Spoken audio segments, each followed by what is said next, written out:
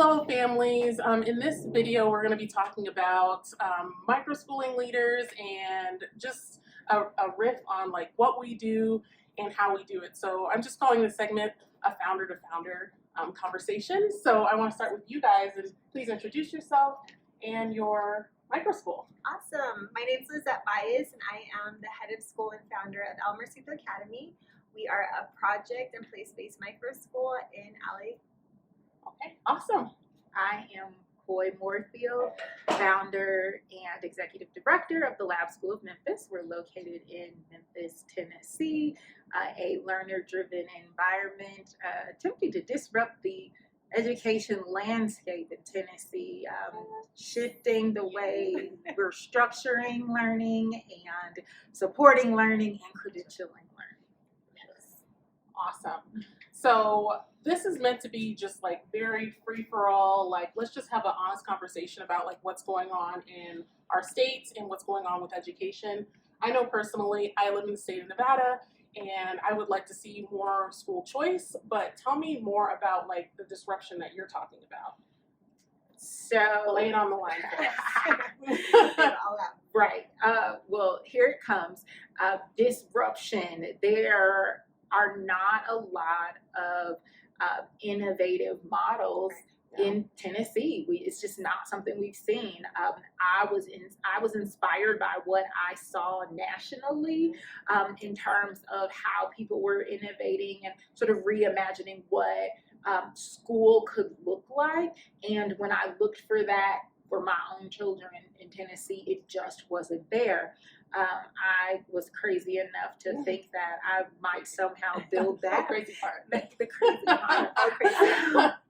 And it has been super challenging because, quite frankly, without access to public funding, it's very difficult to sustain models like this, particularly beyond the 4 or 5 year mark. So with the education savings account that we now have in Tennessee, it's actually year 2 of the program, but the first year that we have taken advantage of it because of the requirements, and I just really wasn't comfortable with standardized testing and some of the other requirements. But honestly, it came down to it being more important to relieve some of the pressure on the families that were already with us. So this year is when the legislation became retroactive. So because it was tied up in courts for a while. So because of that, families already enrolled in our school became eligible, and that was all I needed, because how can I watch you struggle and sacrifice because you feel this is the best environment for your child and not do what I can to relieve some of that for you? And of course, the access it gave new families is just the icing on the cake. Mm-hmm.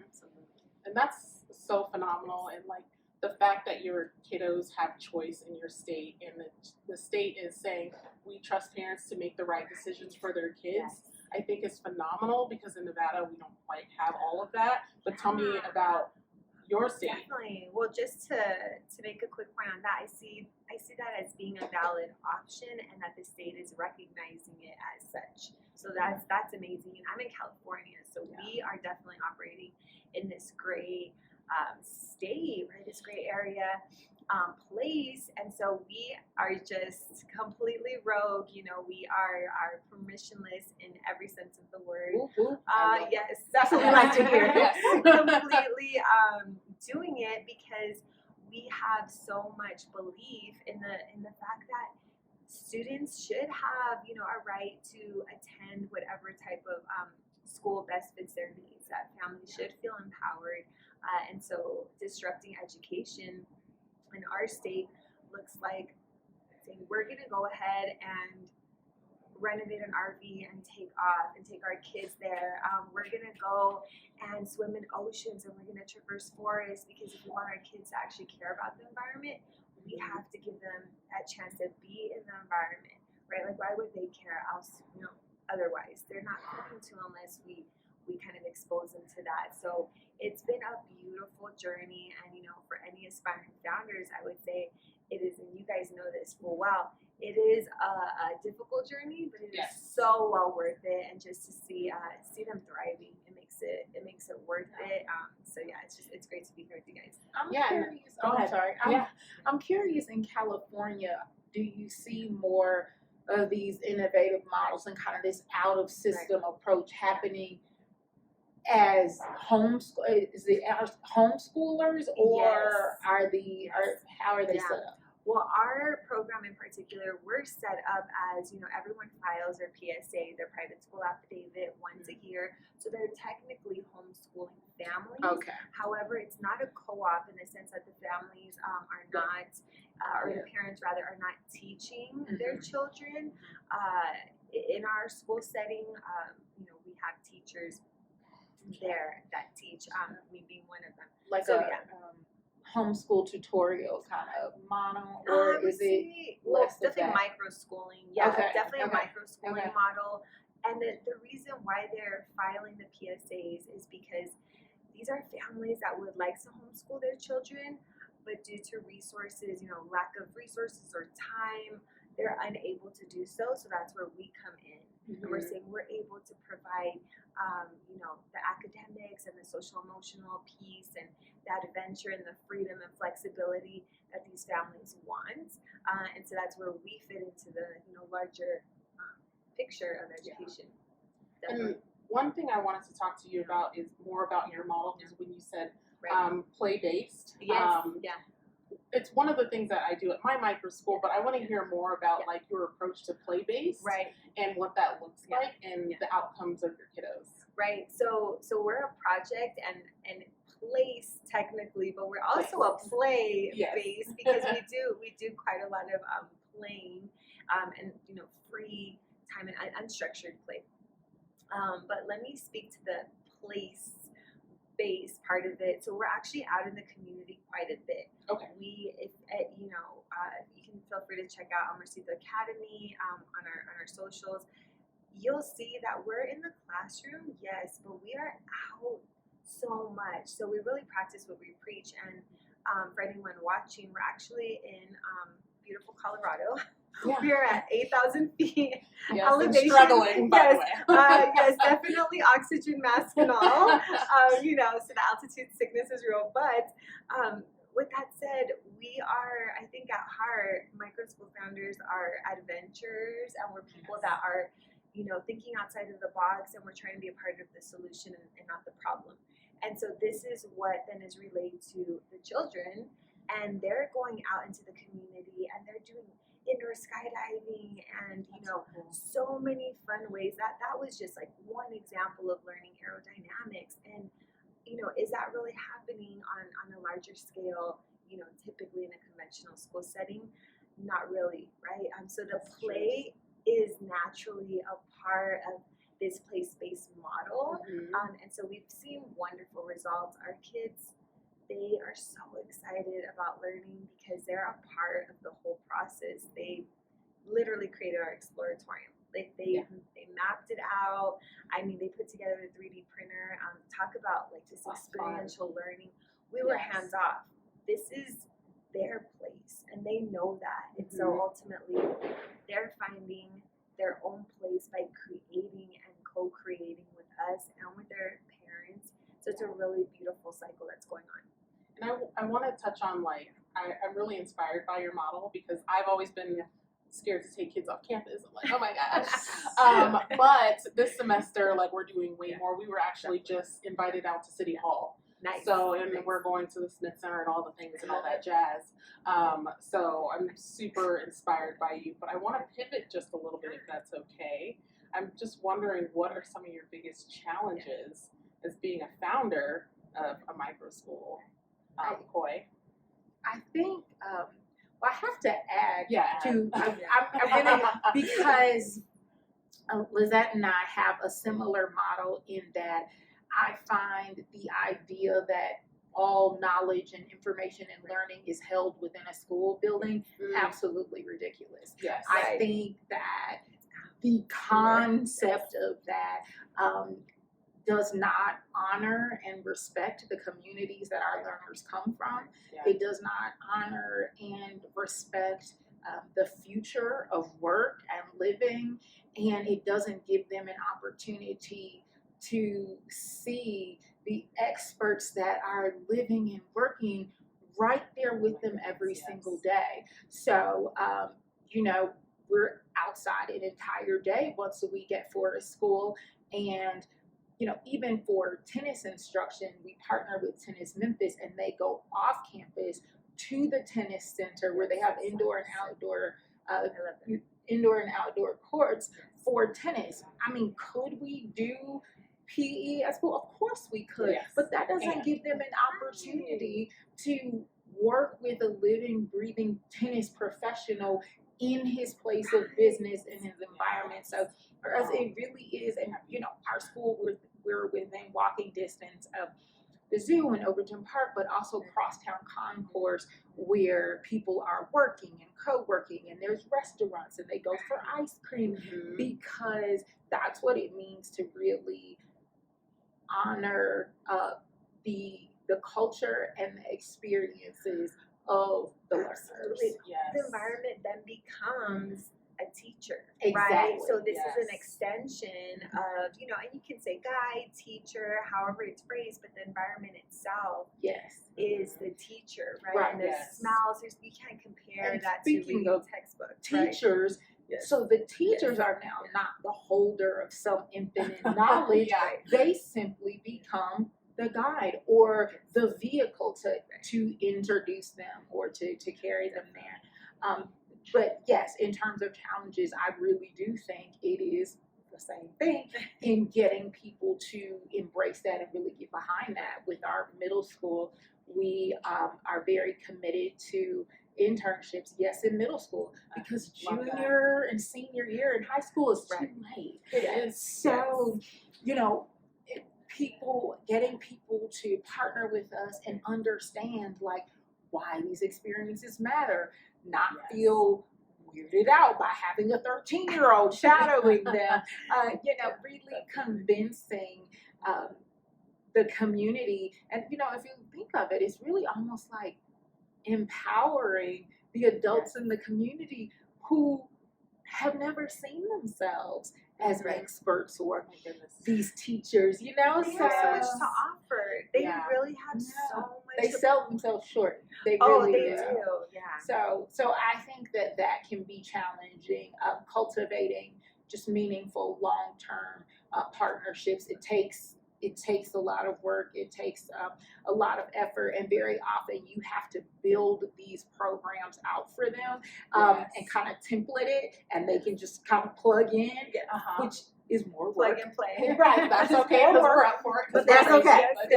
Yeah. Yes. So that's a challenge I think unique to that sort of open walled approach. Oh yes. Yes. And again, though, it is a worthwhile challenge to have, because the longer that you're invested in the community will then be invested in you ultimately. And so for the longevity of the program, it actually is a win-win, right? And there's something both of you said, their culture being reflected in the school.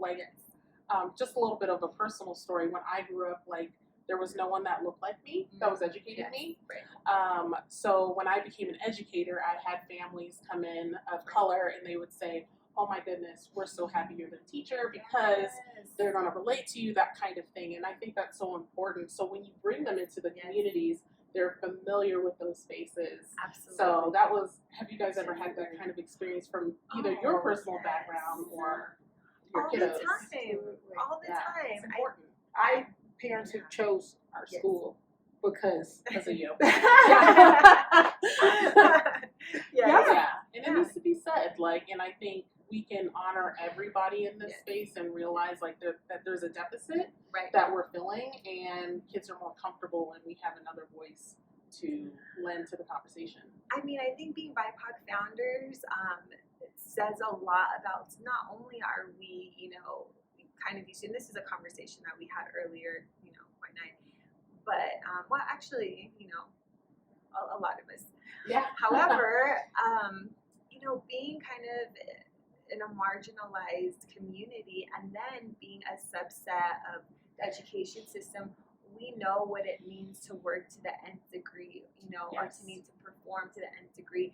And so that level of excellence, as you mentioned earlier before this conversation, really is showcased in our micro schools. And so families that are looking for something innovative and beautiful and worthy, excellency, I think that's being demonstrated in so many ways. And that's a challenge in and of itself.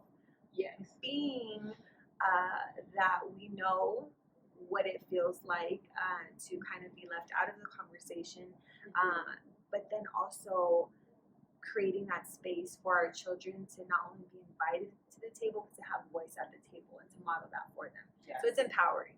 Yeah, I love that. You guys are, by the way, Are. just so you know. Likewise, my friend. We love you. This is like a big question, but what kind of impact are you guys looking to make in this world? I mean, we're all crazy enough to we're gonna make a difference, but I'm curious, what's the impact you're looking to make in this world? That is a big question. It's a beautiful question. I mean, I think that having this entrepreneurial spirit is part of who we are as founders, and ultimately we want to see, I personally, in our program, would love to see students who, again, feel empowered, they feel connected to not only, their community, to their families, to each other, to themselves, but also connected in the sense that they would also like to make a difference in this world, somehow contribute to the landscape of maybe it won't be education, maybe it'll be another field, but that would be just the best, because then I know, and this is little backstory, at the age of 5, I knew I wanted to be a teacher. So I'm coming from a from a very deep sense of, wanting to make a difference. And so kind of seeing that, years later in the form of innovating education is one of the most beautiful endeavors ever. Yeah. In terms of impact, I hope that the currency that my schools, environments, are guest speaker, right? That the environments I have created, I hope that the currency that young people get from it, in terms of social capital, that is absolutely a mark for me in terms of impact. For them to, not just graduate and go to a college and even get a degree, degrees are great, but guess what? The first job I had out of college is because someone picked up the phone on my behalf, not because I had a degree. So I would hope that, programs like our internships provide young people, especially Black and brown ones, with social capital, so that there is someone who is willing to pick up the phone, shoot an email on their behalf to open a door that a degree just can't, because we discussed it, right? We've discussed that you have to be 10 times as good to get high, so it's like, there is a level of privilege that other communities have, even in the form of social, someone's grandmother, someone's aunt. So I would love to be able to, for them to leave with that kind of currency. So then when my grandchildren leave college and they get an interview, maybe the door will be open for them, and now the person who's sitting on the other side of that desk has a similar lived experience and don't necessarily have the same bias in looking at, or passing over a resume because the first name looks like it reflects a particular culture, So in terms of impact, that's what I really hope to do is to help young people really cultivate relationships so that they can be leveraged to live secure lives. And I need to speak to that because you two, I mean, talk about social capital, right? Talk about like friendship in this and like encouraging one another. So we can pick up the call and be like, wow, today was tough. Today was great. You know, so this is what we're talking about. So the social capital, just like the amount of encouragement is, you know, not enough can be said about that. And if you need something, yes, exactly, right? a text. We What got is you. that? We got something I Yes. asked for a name or an email or something, or then you ask like, oh, can I put your, you know, and it's like, sure, okay, done. You know, boom. Yes. And that's a privilege. Yes. That is a privilege. But that's also the community that we're creating, and that's a culture that we're creating. Yes. That was amazing. So I don't want to keep too much of your time, but I want to wrap it up with like, for people that are out there, what do you want legislators, parents, or anybody out there, what do you want them to know about school choice, about microschooling, and about just like this whole movement in general? Because I think like a lot of people, these stakeholders, don't hear from us as founders a whole lot. So I would like to hear from you. Like, what do you want them to know? I know it's hard. Yeah, we want them to know a lot. Yeah, a whole lot. This would be a really long segment here, but I would absolutely love them to know that we exist because what is currently available is not necessarily working the way that I think it was imagined to be.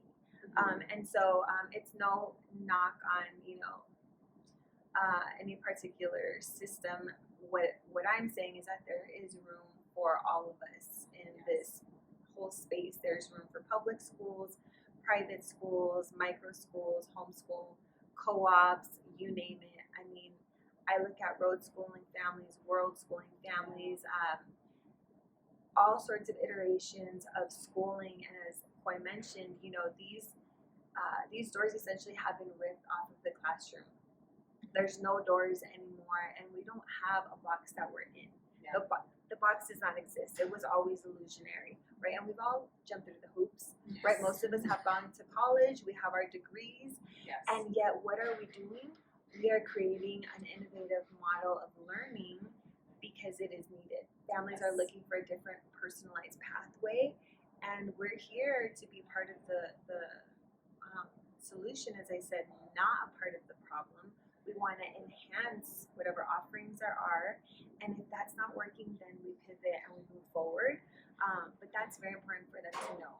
If they see something that they don't like, they have the ability to affect change, and so do we. So that's exactly what we're doing as founders. We are affecting change, and we would love for them to be on board. I think school choice is often really unjustly simplified to dollars. And I would love for people to consider that additional dollars in traditional systems is not going to change the approach to the way learning is happening in those systems. And that is what the true issue is. Models like ours are very simply learning the way that we live. And in learning the way that we live, I would encourage legislators to think, what was the last thing that you learned? And where did you get that information? How did you get that information? What connections were made? What research was required? Whose insight did you use? What podcast? And that's all we're replicating is learning the way that we live and learn in life. And there is no amount of money that is going to impact or suddenly change just the educational philosophy in these more traditional systems. Thank you so much, ladies. I think that was amazing. And I just wanted to do this segment so you can see like insight into what founders are thinking, what we're doing, why we're doing what we're doing, why we're being crazy people. But please, if you are in the California area or in Tennessee, please check out Coy and Lizette. But this was our experiment, and so thank you so much for being a part of the experiment, Thank founder you. to founder. So Thank you for having us.